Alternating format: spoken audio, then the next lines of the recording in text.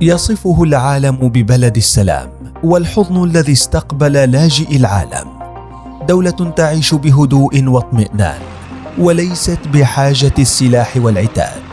جيشها يقع في مراتب ليست متقدمة، ويعتقد العالم أنها لا تهتم بالشؤون العسكرية أبدا، لكن الواقع يقول عكس ذلك، فهي تصنع الطائرات والمركبات والغواصات، وتعتبر أسلحتها من الأفخر عالميا. السويد وصناعة الدمار. السويد أو مملكة السويد هي من الدول الإسكندنافية الواقعة شمال أوروبا، وتعتبر ثالث أكبر دولة في الاتحاد الأوروبي من حيث المساحة، كما تعتبر منخفضة في الكثافة السكانية بشكل كبير، إذ تبلغ نسبتها 24 نسمة لكل كيلومتر مربع، وتزداد الكثافة في جنوب البلاد تحديدا، حيث يعيش حوالي 85% من السكان في المدن. ويتوقع ارتفاع النسبة في السنوات القادمة لأسباب عدة وفق المتعارف عليه. وعندما يأتي ذكر دولة السويد يدور الحديث حول بلد يعيش بسلام ومتمسك بحقوق الإنسان والحريات الدينية، مع الكثير من الرفاهية وجمال الطبيعة عموما، إضافة للأمن والأمان الذي تتميز فيه البلاد، والكثير من مصانع السيارات الفارهة مثل فولفو وغيره. لكنها في الواقع دولة تتميز بالصناعات العسكرية بشكل فائق، وتتسابق جيوش العالم على اقتناء أسلحتها الحديثة. فإليك أبرز الصناعات السويدية العسكرية. غواصة سودرمانلاند هي من بين الأسلحة الخاصة بالبحرية السويدية، وتعتبر الأميز في أسلحتها عموما. دخلت الخدمة في ثمانينيات القرن الماضي، وأثبتت قوة وقدرة كبيرة، حيث عملت لما يقرب 20 عاما دون أي صيانة أو مشاكل، حتى أعيد تجهيزها وتطويرها في العام 2004 لتدخل الخدمة في المياه الشمالية المتجمدة.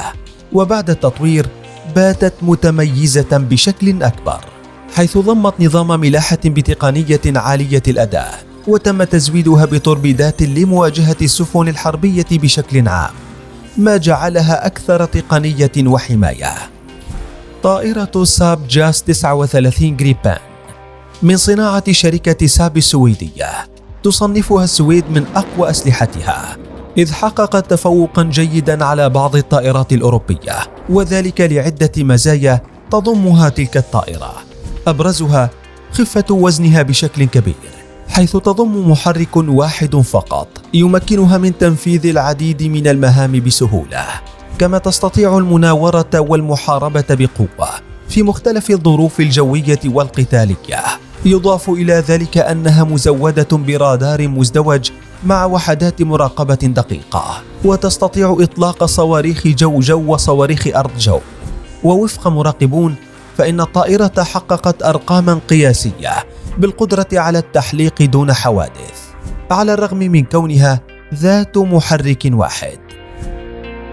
المدرعة ستريف 90 أحد أهم المركبات القتالية السويدية، ولا يزال العمل جاري على تطويرها، وذلك من قبل شركة BAE Systems.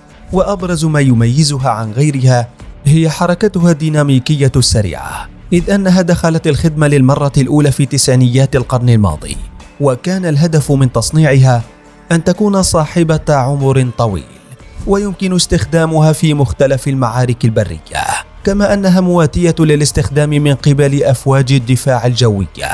ونجحت على مدار السنوات الماضية في إثبات قوة جيدة، ما شجع العديد من الدول على اقتنائها، منها هولندا والدنمارك وفنلندا. كما أضيف لها لاحقا ميزة لا تتوفر في جميع المركبات، وهي عبارة عن آلية للحماية من التسريبات الإشعاعية الكيميائية منها والبيولوجية، إضافة لقدرتها على التنقل في الثلوج بسهولة. وقد ظهرت المدرعة لدى الجيش النرويجي عام 2007، وذلك خلال تواجد وحدات من الجيش في أفغانستان. صاروخ AT-4 هو صاروخ مضاد للدروع من عيار 84 ملم، ومن أكثر الصواريخ شيوعا في العالم، حيث يملك فعالية قوية داخل المباني السكنية وقدرة تدميرية جيدة للملاجئ المحصنة بشدة، كما استخدم خلال الغزو الأمريكي لبنما وفي الحرب بأفغانستان على مدار سنوات. وسجل مشاركات له خلال غزو العراق، وتعتبر تلك الصواريخ من أكثر الأسلحة مبيعاً في الصناعات السويدية، وقد طور العديد من النسخ منها وتستخدم اليوم من قبل أهم جيوش العالم مثل الولايات المتحدة وبريطانيا وفرنسا.